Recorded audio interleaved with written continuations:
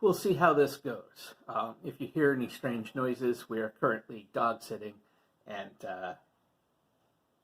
she's just finished up her breakfast, so I'm sure she'll move around and make some weird noises while I'm doing this.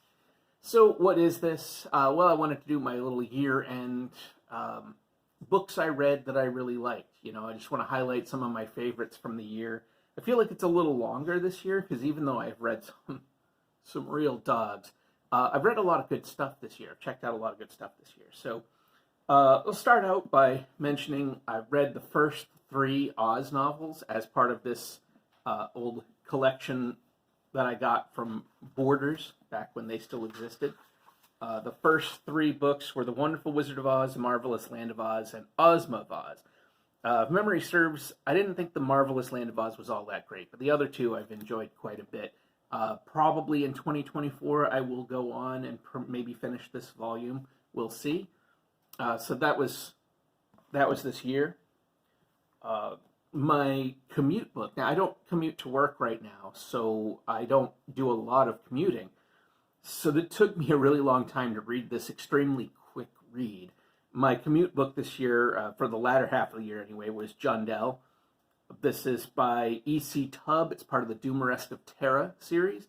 My dad used to talk to me about this series a lot when I was a kid, and I just didn't end up reading it. Either I don't remember if I couldn't find them or what the deal was, but sometime maybe 15 years ago or so, they did a print on demand of the first 4 books, I think, and I picked it up, and I started reading it, and I got hooked. And so this is book, I believe, 11 in the series, and there are like 30, 32, something like that, books in the whole series when it finally finished. And it took a long time for E.C. Tubb to write it, and he has since passed, but from what I understand, he did finish it. I think that the Dumarest series was finished in his lifetime, or wrapped up, so I'm hoping to get to those books at some point in the future. Anyway, that's where I'm at. Jundell, read that this year. It's also some of the only ones I have physical copies of. I've had to buy ebooks for a lot of them. Also, this year, I read Michael Moorcock's Hawkmoon as from this White Wolf collection. This was the collection of, let's see what novels are in here. This is part of his Eternal Champion series. Elric, Corum, bunch of other characters. This had The Jewel in the Skull, The Mad God's Amulet, The Sword of the Dawn, and The Rune Staff. And I really enjoyed it. Moorcock's a weird writer. I remember I've read a bunch of his stuff over the years, and he's hugely influential in contemporary fantasy and science fiction. A lot of stuff that you have experienced. If you're not even a fantasy reader or science fiction reader, but you watch movies, there's so much that has come from Moorcock's crazy brain. He's still alive, he's still writing, but his early work is what he's known for, and it's hugely inspirational for a lot of stuff. Now, Moorcock was doing a lot of stuff, using a lot of drugs, I believe. I don't know for sure, but I believe that's true. But he was doing a lot of stuff, and he wrote like a madman. There are books in his series that he wrote in like a week. And a lot of times these books didn't have editing and rereading. I mean, they just got written and sent to the editor or the publisher, but he just spit them out of his brain onto the paper and sent them out. And so, that means that there is a wild variety of kind of quality to the stories.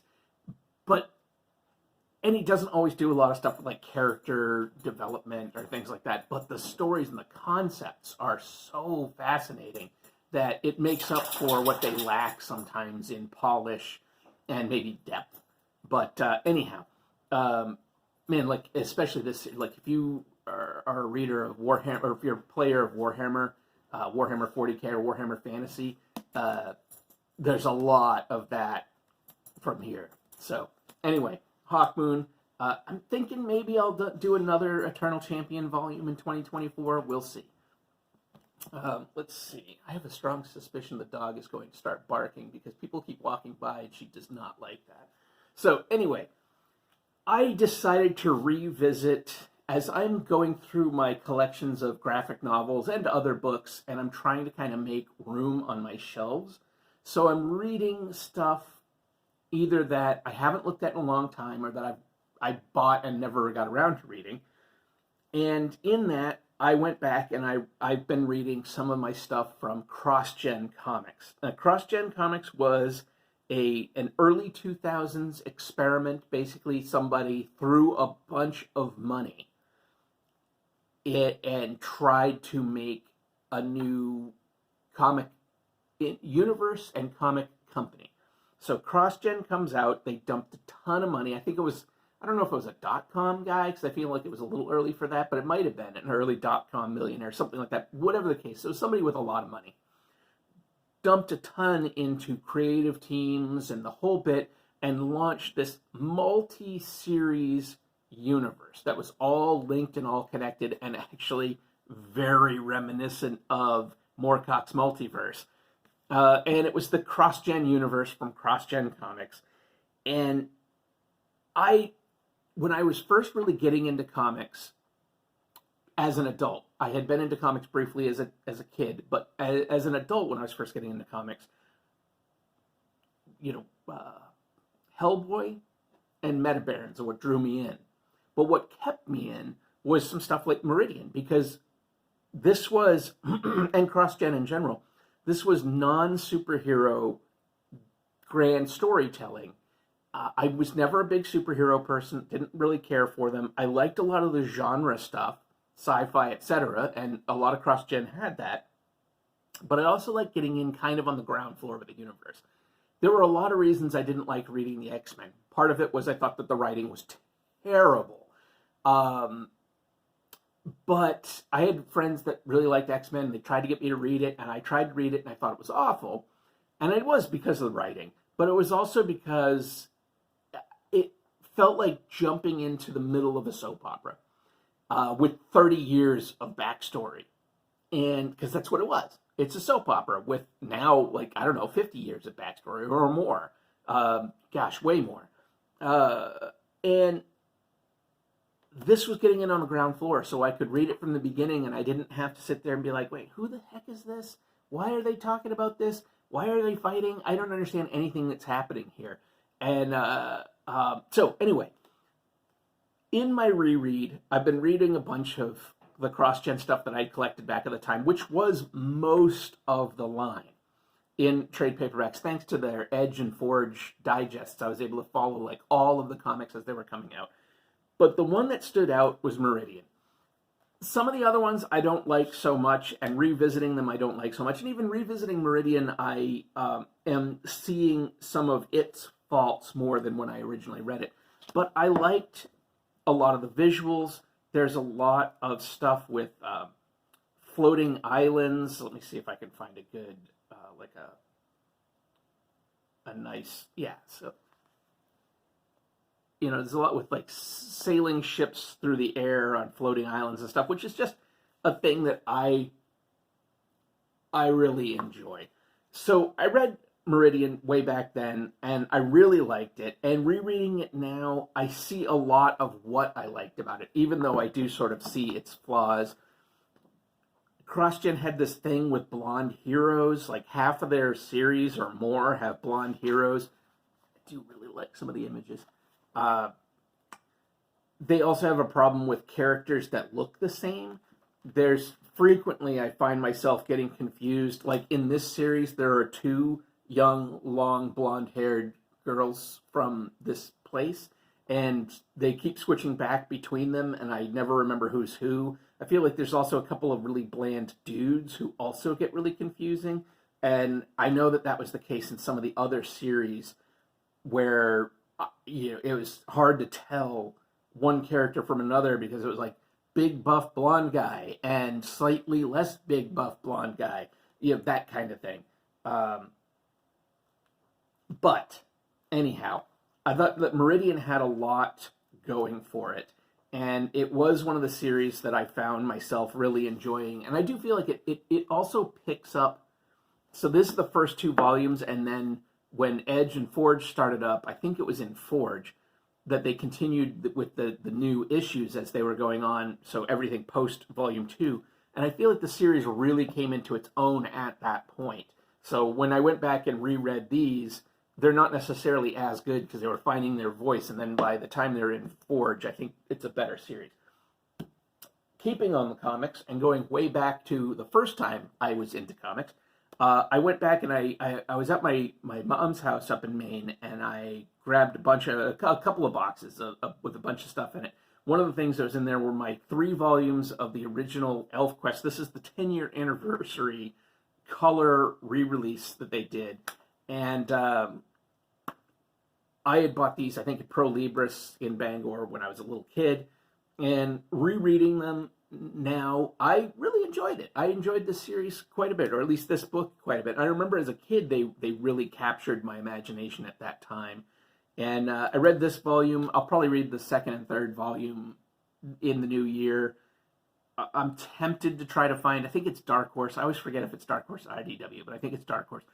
I may get at least the first giant trade of that, which I think is essentially would be like 5 volumes of this, and I only have the 3. I think that's the case, because it's like 750 pages or something. Anyway, ElfQuest, I already did a little review video on that. And talking about childhood stuff that wasn't really for me. So as a kid, I read G.I. Joe and the Archie version of Teenage Mutant Ninja Turtles that was more connected with the cartoon. Because I loved both of those cartoons, and I read the comics when I was into comics briefly as a kid. I never read the original Teenage Mutant Ninja Turtles, and I had never read them at all. When I was working at a bookstore quite a while back, when these first came out, I decided, I'm going to try it out. I'll finally read the original Teenage Mutant Ninja Turtles. And I bought the first 3 of these hardcovers, but I didn't read them. Well, I finally read the actual original TMNT comic in black and white with the original April O'Neil, with all of the various, the original Krang. I don't even think they call it Krang, but, all of the stuff. And it's a blast. You can see where a lot of later stuff came from, but it is really kind of its own thing. It's really fun. It's crazy to think that these guys came out of the gate with this comic. It's so much fun. And again, it's like with ElfQuest, it's just a reminder that the indie comic scene has usually produced much more interesting and readable stuff. So that was some of the comics that I read this year. Then we'll talk briefly about, before I go on to the game stuff, I mentioned, because I read a couple of things as ebooks. I read Carmilla by, I think it's LaFanu, I can never remember the name. That is one of the early sort of vampire novels. It predates Dracula. So I also reread Dracula this year, as well as the rest of Bram Stoker's work that was in this leather-bound version I had gotten from Barnes & Noble.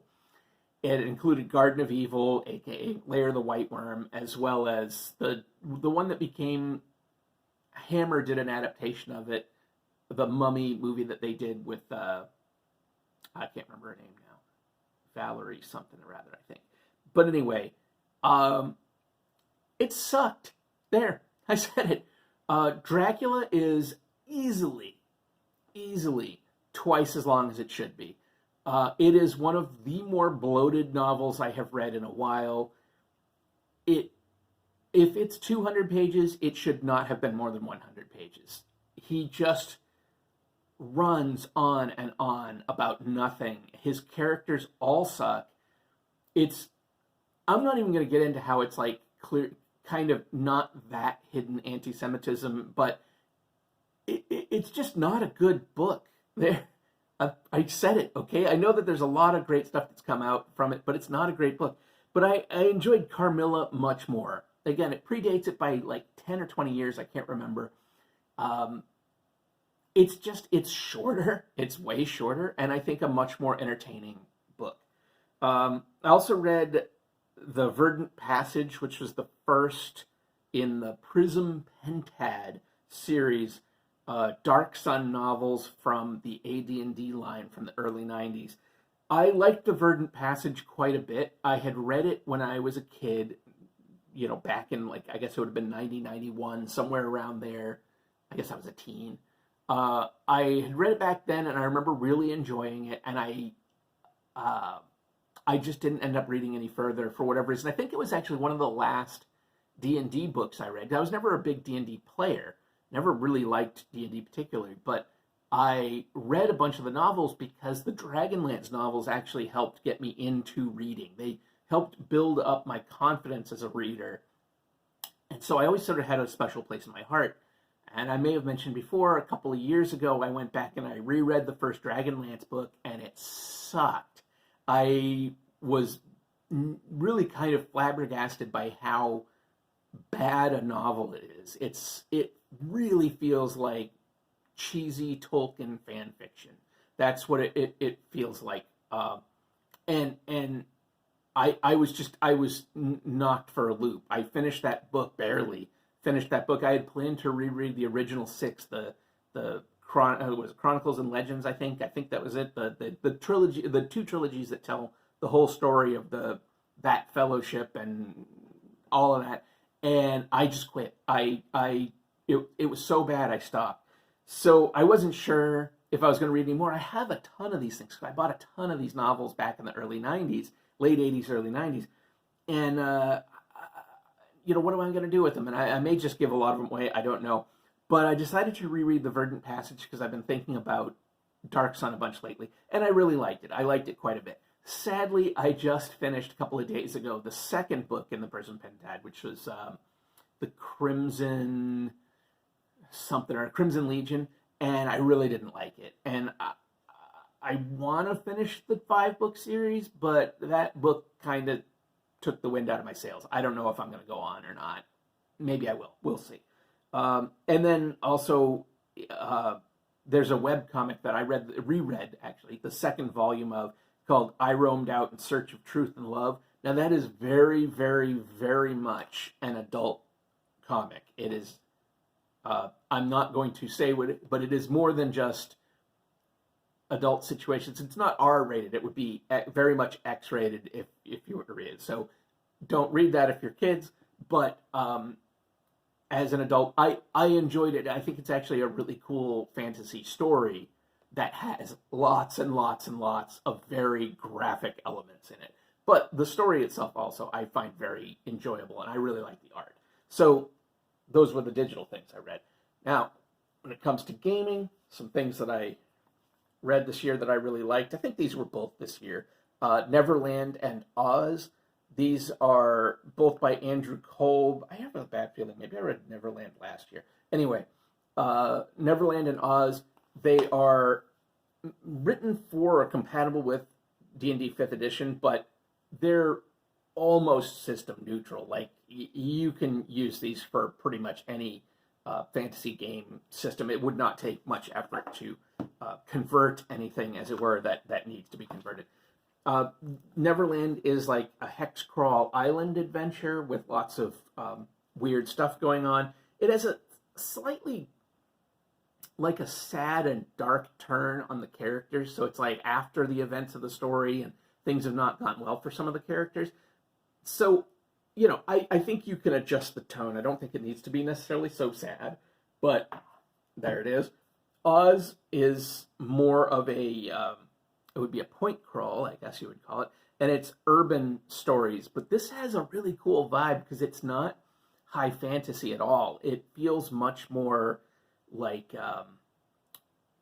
early 20s, late teens, early 20s.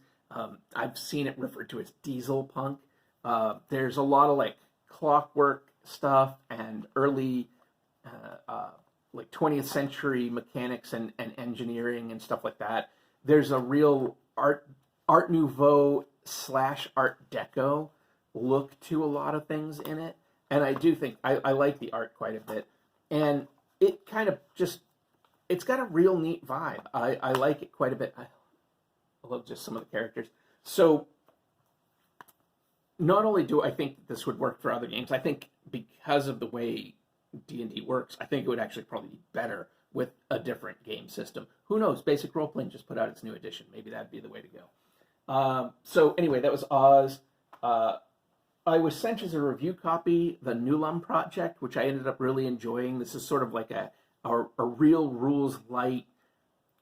Vaguely reminds me of I think it's the Cephas system or whatever. It's the core rules for Traveller, but I think that this would be a really nice rules light sci-fi thing. The setting is interesting. I think that you could translate it beyond just the setting that it's in, but that's this. And I know the author said that he intends to produce more information, a deeper dive, I think, into some of the setting and that sort of thing.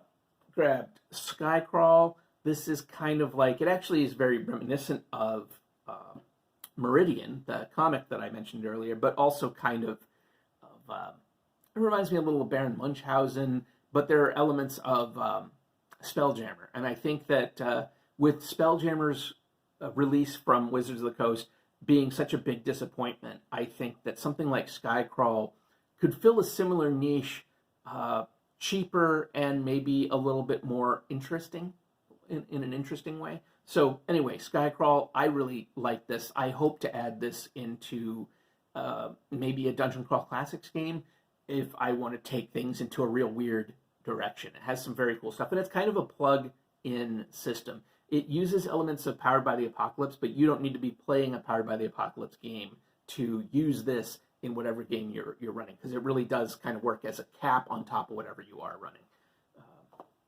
Okay. So I also grabbed and read Thirsty Sword Lesbians. I have not gotten this to the table. I don't know that I'm going to bring it to the table myself, because I don't know if I'm the right voice for that.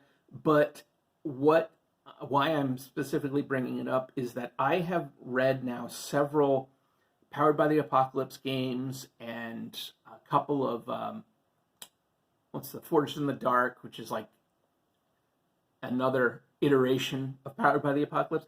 And every time I read them, I feel like I'm just not quite getting it. There's something that I'm missing somewhere in there. And Thirsty Sword Lesbians was the first one where I read the rules and I'm like, I get it now. I get it now. The way that the Powered by the Apocalypse rules are explained in this, I found to be the best, most approachable, and clearest explanation of the rules that I have seen to date. So also, it just had some things that I think I might want to try to work into my games. Even if I don't run this specifically, I think it was a good read and made me think of some stuff. So that was cool. I really, really, really enjoyed The Visitor's Guide to the Rainy City. This is a setting book, system-neutral setting book, that also could work as a prop. You could hand this book to your characters, and this is like a travel guide to this city. But it has tons of information, tons of threads and plot lines that you could weave in. This would be just a great, very strange place for your characters to end up. It's this city at the end of everything where it's just raining all the time and people from all these other worlds keep washing up on its shores and having to deal with this. And it's maybe the end of all things. It might be the end of time. And it's just pretty cool. I really liked it.